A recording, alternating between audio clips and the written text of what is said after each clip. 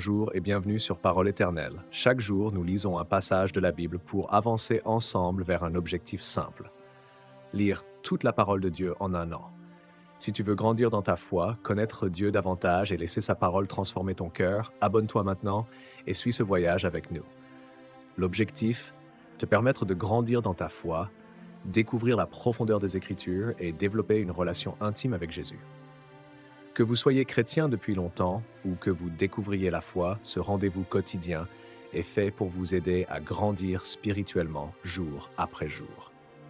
Aujourd'hui, nous méditons 1 Corinthiens chapitre 6, un texte qui nous interpelle profondément sur notre identité en Christ, notre relation aux autres et l'appel de Dieu à la pureté intérieure.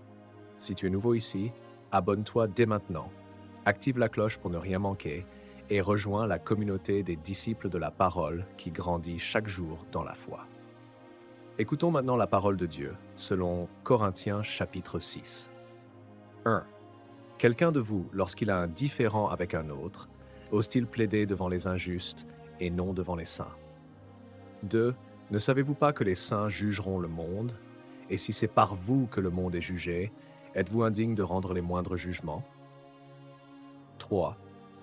Ne savez-vous pas que nous jugerons les anges, et nous ne jugerions pas à plus forte raison les choses de cette vie? 4.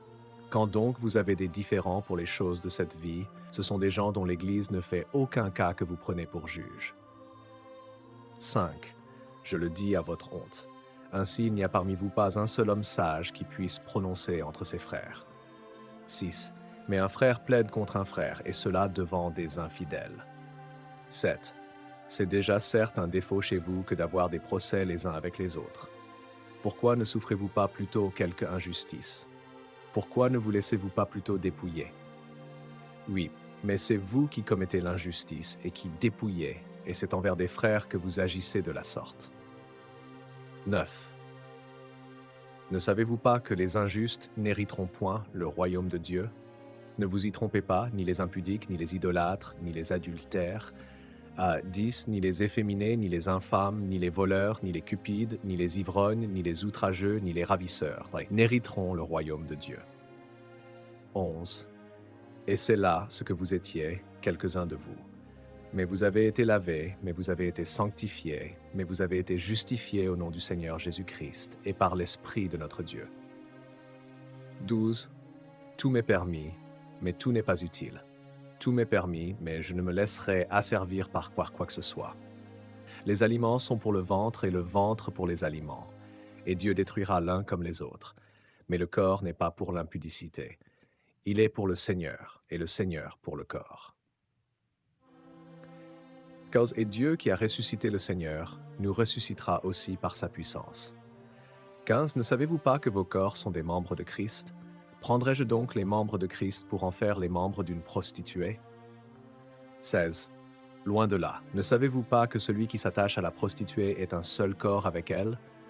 Car est-il dit, les deux deviendront une seule chair. 17. Mais celui qui s'attache au Seigneur est avec lui un seul esprit. 18. Fuyez l'impudicité. Quelque autre péché qu'un homme commette, ce péché est hors du corps. Mais celui qui se livre à l'impudicité pêche contre son propre corps. 19. Ne savez-vous pas que votre corps est le temple du Saint-Esprit qui est en vous, que vous avez reçu de Dieu, et que vous ne vous appartenez point à vous-même? Car vous avez été rachetés à un grand prix. Glorifiez donc Dieu dans votre corps et dans votre esprit, qui appartiennent à Dieu.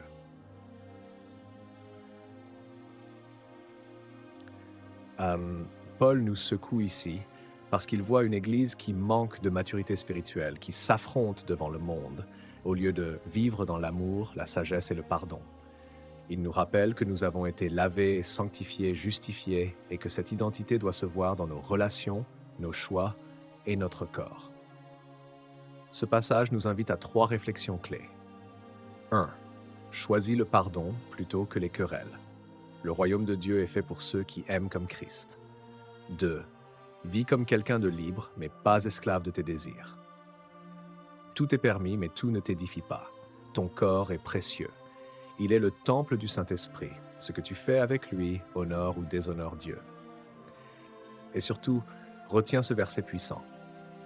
car vous avez été rachetés à un grand prix. Glorifiez donc Dieu dans votre corps et dans votre esprit qui appartiennent à Dieu. Merci d'avoir suivi cette lecture et méditation d'aujourd'hui. Tu peux télécharger dès maintenant le PDF du jour avec le texte complet de 1 Corinthiens 6, un résumé simple, des questions de réflexion et le verset à mémoriser. Le lien est juste en description. Abonne-toi à cette chaîne, active la cloche et surtout, rejoins notre communauté des disciples de la parole pour aller plus loin ensemble dans l'étude de la Bible. Que Dieu te bénisse richement. On se retrouve demain pour Corinthiens 7.